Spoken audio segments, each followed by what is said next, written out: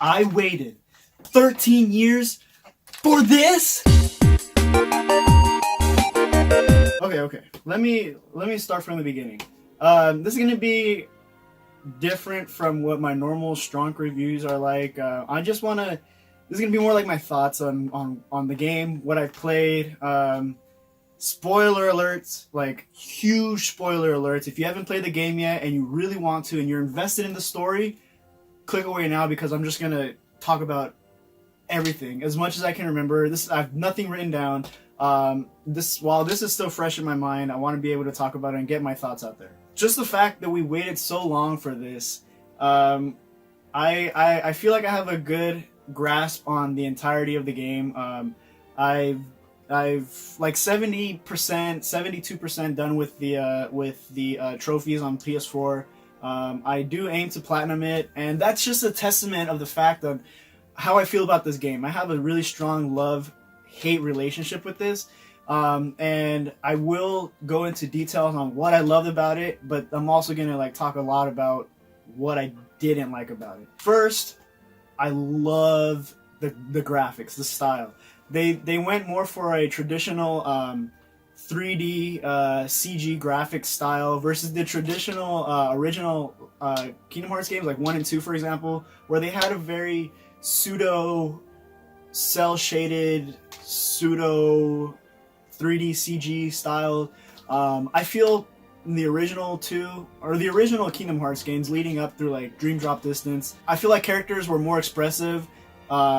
Everything just looked very good because it was more stylistic. I think here, because they included a lot of the recent Pixar movies, they were going more for a Pixar look. So I guess let's talk about graphics first. Yeah, it did look really nice. Visually, it was a good looking game. Olympus, when you're in the ruins heading up to Mount Olympus, that was really nice.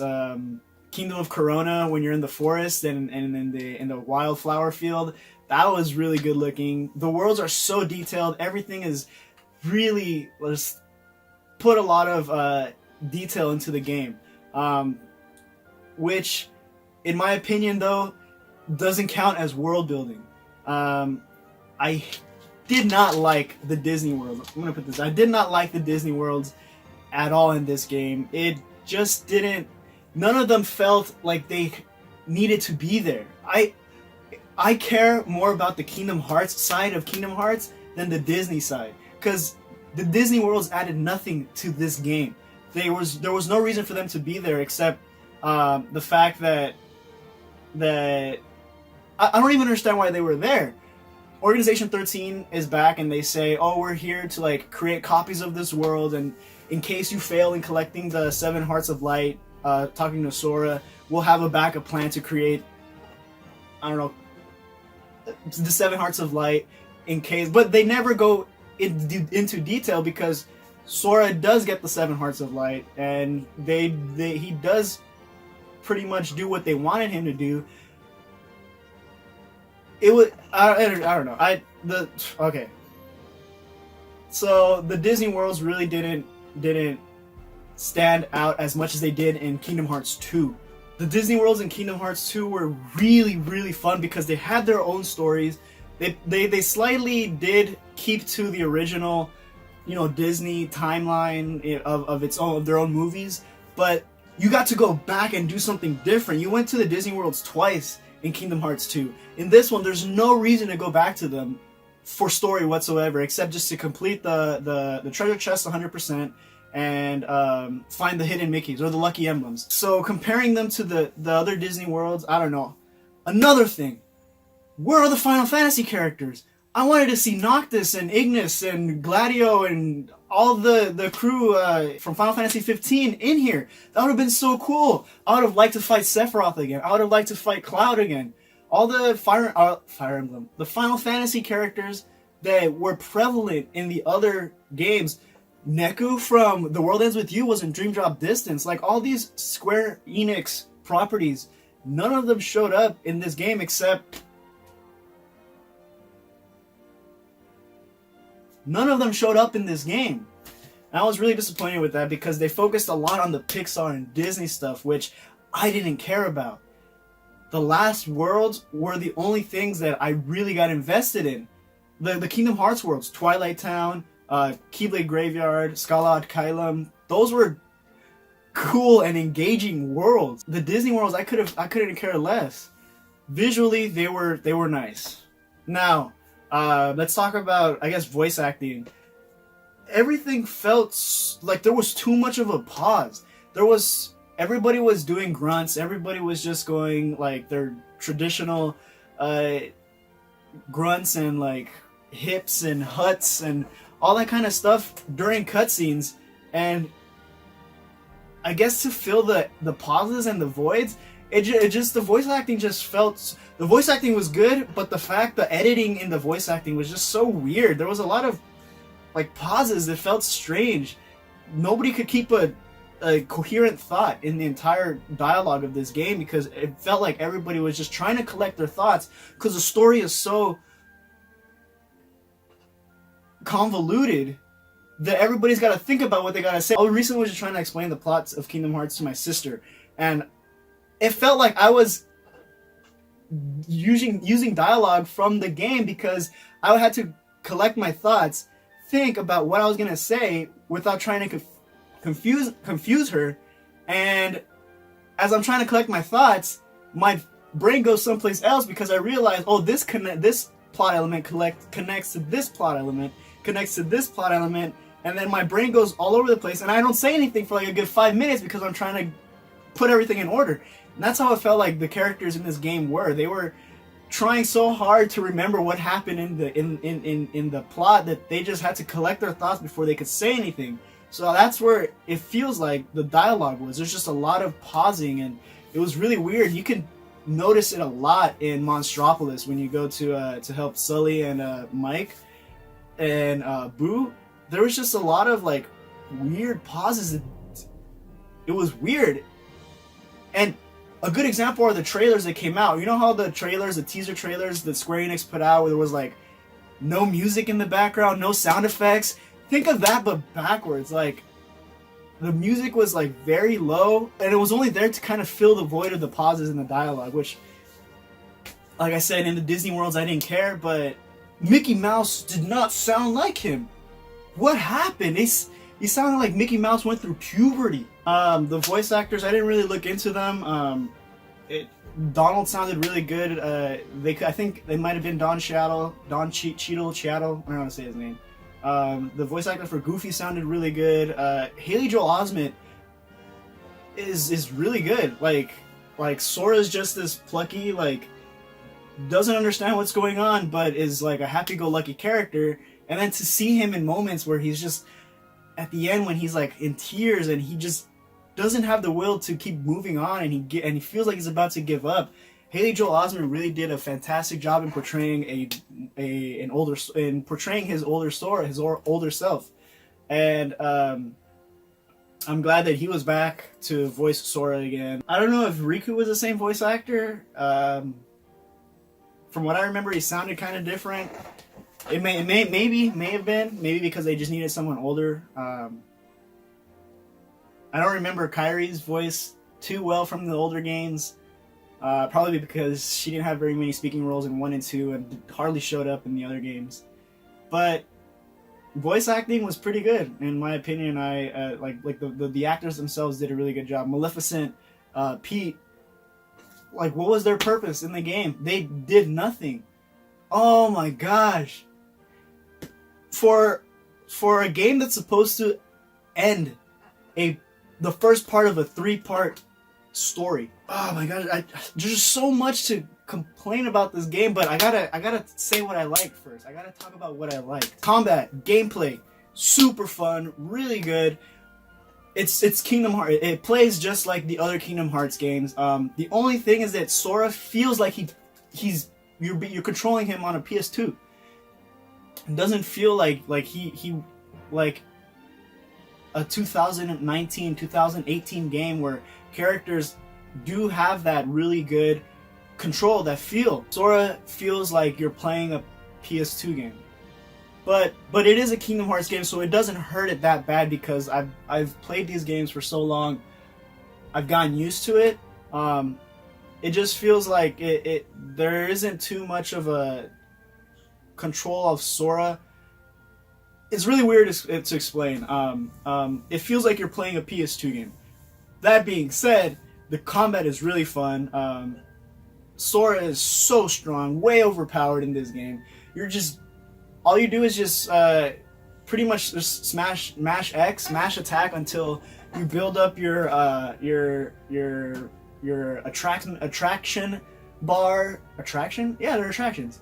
They're attraction bars, your Goofy meters, your Donald meters, your Ultima Form meters. The combat is really good until you just destroy everybody. Like I played on Proud Mode the entire time, and I didn't die a single time until I reached Dark Inferno from Battlegate 14. One of the battle gates that open up once you beat the game. You get these little battle gates that are like challenging things that you're supposed to do. I didn't die a single time this entire game until I fought against Dark Inferno, which is he was more powerful than Xehanort. But yeah, so the gummy ships were a lot more fun. I love the gummy ships way more in this game than in the other games. I love the fact that they just give you space to explore and go and do gummy ship stuff in kind of like an open world-esque style thing. Yeah, but being able to just be so overpowered when they make such a big deal that Sora lost his powers at the beginning of the game, it was kind of jarring because I don't know. Did he even get the power of waking? Was that what it was? Was the power of waking referring to himself? That he was supposed to wake something up in himself? I think it was because he was supposed to wake up Ventus and Roxas, and he brings them back. I think that's what they were talking about, but it wasn't this big thing. It just kind of happened, if that's what they were talking about. I was a little confused on what the power of waking was, because it just happened when Aqua's fighting Vanitas and Ventus is just sitting down on the chairs asleep, and Aqua is like in trouble. Ventus just wakes up with his heart intact. If that was the power of waking, it didn't do anything for me. I totally missed it. If when you're fighting the organizations in the labyrinth, Sora, that one of the dummies collapses, loses his heart, and then Roxas' heart from Sora just goes into the dummy and revives it. So if that was the power of waking, I totally missed that too. But there's just so much to talk about this game. And alright, so the next thing that I liked about it, that was it. That's honestly all I liked about it, was the ending, the Kingdom Hearts worlds, like not the Disney worlds, and the gameplay, because Sora felt so strong, even though they made a big emphasis on the fact that he lost a lot of his powers. That aside, the gameplay was really fun. The entirety of the game, you're spending a lot of time in the Disney worlds, and the only thing of story they hammer into your head is, we're making a copy of this world and we're looking for a black box. In case Sora fails of collecting the 7 Guardians of Light, we have a backup. Fine. But every single Disney world, the entirety of the game, you're just in a Disney world, playing through that Disney world's story, and then pretty much every other world is Maleficent and Pete coming up and saying, we're looking for a black box, none of your business. The only time that we got story was in Twilight Town, and in the Keyblade Graveyard and Scala Kylum. That was it. Story-wise, I don't feel like it ended anything. It didn't resolve anything. Sora was supposed to get his power of waking. Like I said, if those two moments refer to the power of waking, I missed it. It didn't do anything for me. Sora was supposed to go and revive. He was supposed to go and collect the 7 Guardians. He didn't have to do anything because they were just all there. They all showed up. And then so you finally are able to to fight Xehanort along with everybody else, one-on-one with Sora, Donald, Goofy against Xehanort. I had Ultimate Weapon by the time I got to the end. Ultimate Weapon is so busted. Just the fact that it actually looks cool in this game, and once you're in Ultimate form, it's like, dude, you're freaking so busted in this game because of Ultimate Weapon. You have this list of reaction commands. They're not called reaction commands anymore. Situation commands. This list of situation commands that show up: Ultimate form, Thundaga. Thundaza, sorry. Ultimate form, Thundaza, Goofy Bombardier, Donald Flare, and I don't know, some attraction, some attraction. I don't know. And then you do that in order. You just combo the crap out of the enemy with Ultimate Weapon. You finish Ultimate Weapon's final move, and then you still have like Thundaza and Donald, Goofy Bombardier, and like all these like strong AOE attacks. I just destroyed Xehanort, and I'm playing on Proud mode. So getting Ultimate Weapon just made the ending super easy. It made me getting to level 99 easy. So I guess the list of accomplishments I've done already are: I got Ultimate Weapon, got Sword to 99, and like the main hard stuff. I beat Dark Inferno, which is arguably the hardest boss in the game. It's not harder than Lingering Will from Kingdom Hearts 2, one of the secret bosses. Lingering Will was ridiculously tough, and comparing Lingering Will to Dark Inferno, Lingering Will just destroys one of the hardest bosses I've ever fought in a Kingdom Hearts game. Dark Inferno was kind of whatever because of all the combos that you can do in that game. The link summons, you link summon, you get full health, and you're just destroying the enemies. They just made Sora so strong, and it makes sense because it should be like the end of what's going on. But yeah, Ultimate Weapon actually made the ending a lot more fun for me because I got to skip just to the story modes and just destroy the bosses and everything. Yeah, that Ultimate Weapon is super cool. Getting the secret reports, Ultimate Weapon just made the battle gates a breeze. And grinding in Arendelle, the battle gate in Arendelle, grinding for like an hour from 50 to 99 in 1 hour with Ultimate Weapon. I'm playing on Proud mode. This was supposed to be a challenge. The music was fantastic as always. Yoko Shimomura is just she does such a good job of music in the Kingdom Hearts series. She remixed some music also in Super Smash Bros. Ultimate. She's just this name in the video game music industry that's just so prevalent and so up there in prestige that you listen to her music and it's like, wow, so good. The opening, the Utada, I don't even know what it's called. I forgot what it was called. Fear, something Fear. Utada Hikaru with Skrillex, garbage. I hated that song. Don't Think Twice. I didn't like it at first. It doesn't compare to Sanctuary. Doesn't compare to Sanctuary at all. But Don't Think Twice grew on me. I guess because at the end they play it, and the ending cutscene, I guess it fit. But other than that, the music was really good. I like the music. The overworld theme in Arendelle was really good. You Got a Friend in Me remix in Toy Box is really good. I was singing that for a good day or two, and yeah, the music in general, I really liked it. And yeah, the end actually got to me. So spoiler alert again. You don't want to know what the ending is. So you beat Xehanort. Ericus, I forgot, he shows up because of love or something and the power of the heart. I think, or he might have been inside of Terra. He was inside of Terra. That's right. He was inside of Terra.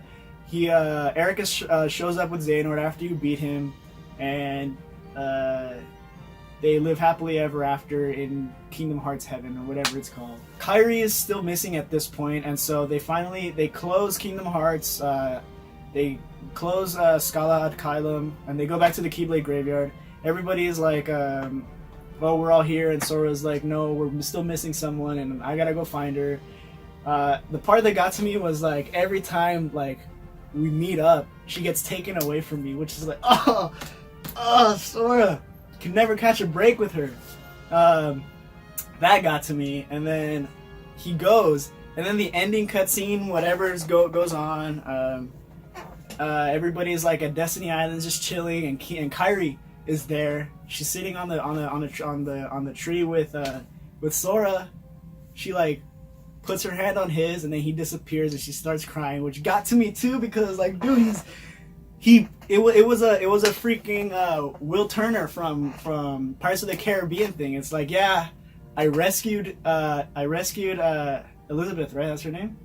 Yeah, Elizabeth. I rescued Elizabeth, but the price was I only get to see her every so often. So that got to me too.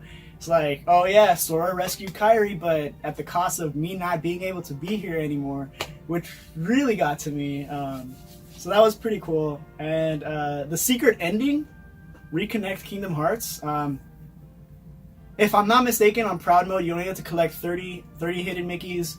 On normal mode or standard mode, you have to collect 60. And then on beginner mode, you have to collect all of them, all 90.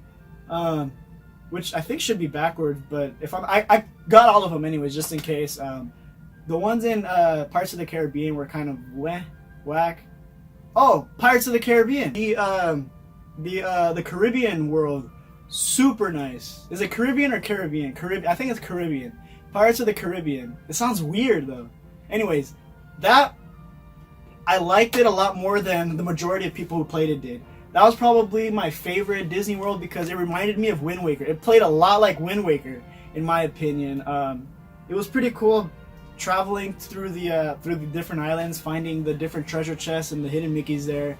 And then Port Royale was pretty bland. There was nothing to do except collect the crabs and take pictures of the hidden Mickeys or the lucky emblems. I'm gonna call them hidden Mickeys because that's how I know them from Disneyland. My thoughts are just everywhere today because there's just so much I can talk about liking, and then at the same time there's an equal amount of stuff I can talk about not liking. Oh yeah, Reconnect Kingdom Hearts. The secret ending, pretty cool.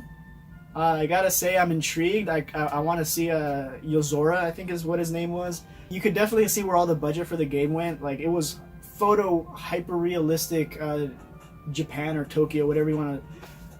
I don't know. It was a very hyper realistic version of that with Riku and Sora showing up, Yozora sitting on a thing.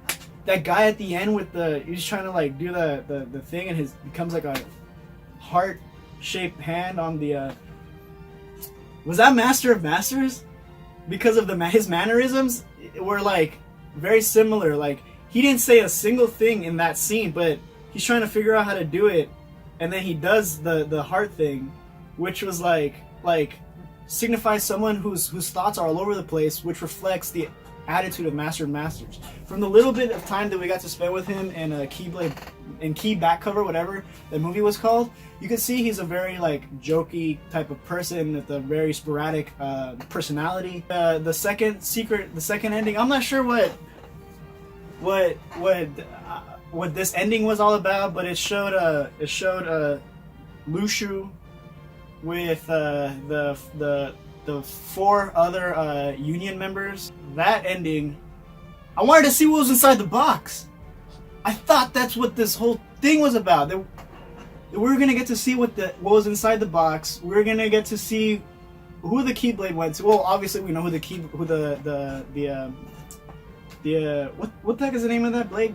Chaos Eater? No. Chaos Eater was something else. That was another Keyblade that you would get that Terra got. It looked similar to it. It kind of looked like it, but the Master of Masters Keyblade, who it was supposed to be passed on to, it like freaking Zigbar shows up out of nowhere, and because the old man promised him he was gonna get a Keyblade, so he did get the Keyblade, and I don't know. It was like all these confusing things, like, oh, Lushu. I haven't heard that name in like a long time. They call me Zigbar now, or Brag. I forgot what he said. And then he's like, oh, Ava couldn't make it, I guess. And I just wanted to see what was inside the dang box.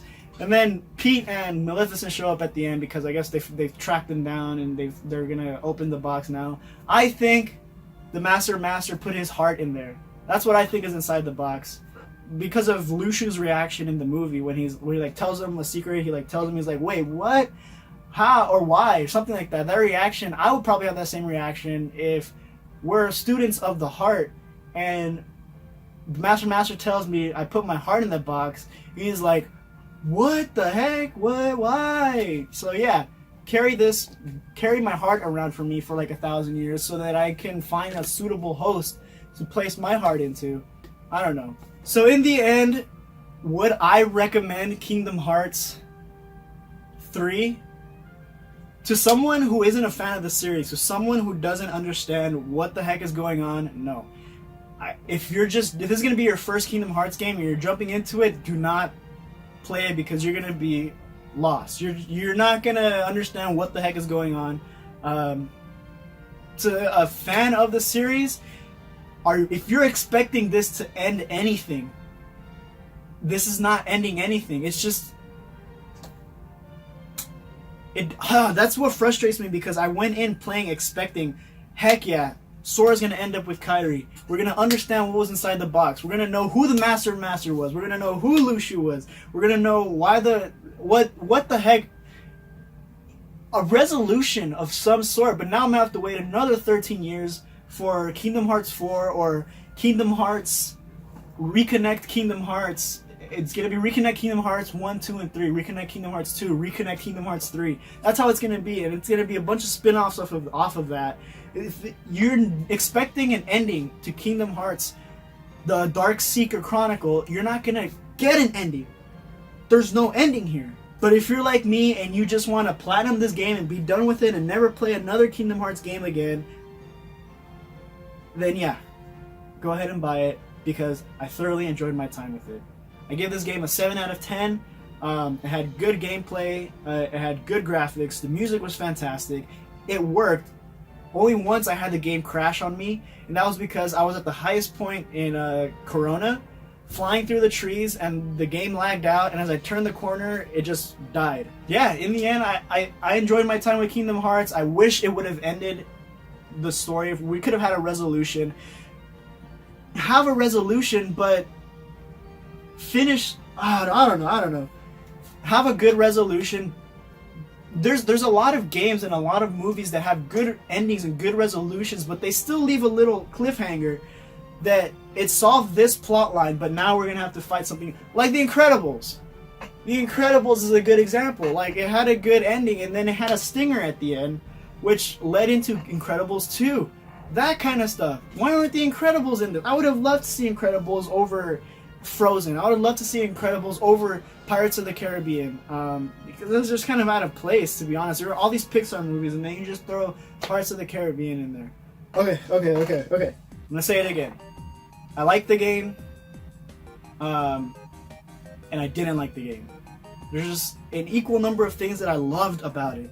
There was an equal number of things that just bothered me. So, if you want to play a mediocre Kingdom Hearts game, yeah, I would say just wait for it to go on sale. You're not missing out on anything. I'm gonna go and try to finish platinuming this so that I don't have to touch it again. I would rather go back and play Kingdom Hearts 2, play all the trial, the Hunger Games. No, not the Hunger Games. What is it called? The Olympic Games. I don't know I forgot what they were called, but that was a lot of fun. Fighting against Sephiroth was a lot of fun. All the secret bosses you could fight in that game was just so cool. Running through the fighting every single organization member one right after the other. That was so cool. There was no reason to go back and play this game anymore. But other than that, make of this what you will. I know this was a little different. This was a lot different from what I normally do in my reviews. This was more of a discussion. What did you guys think of Kingdom Hearts 3? Have you played it? I'm always going to have a love-hate relationship with this game, especially the fact that I was expecting more of a challenge. So let me know what you guys think, and until next time, I'll see you later.